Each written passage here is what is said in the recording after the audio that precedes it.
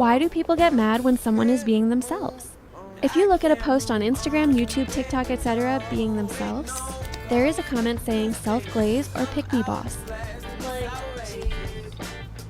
They're just living their lives.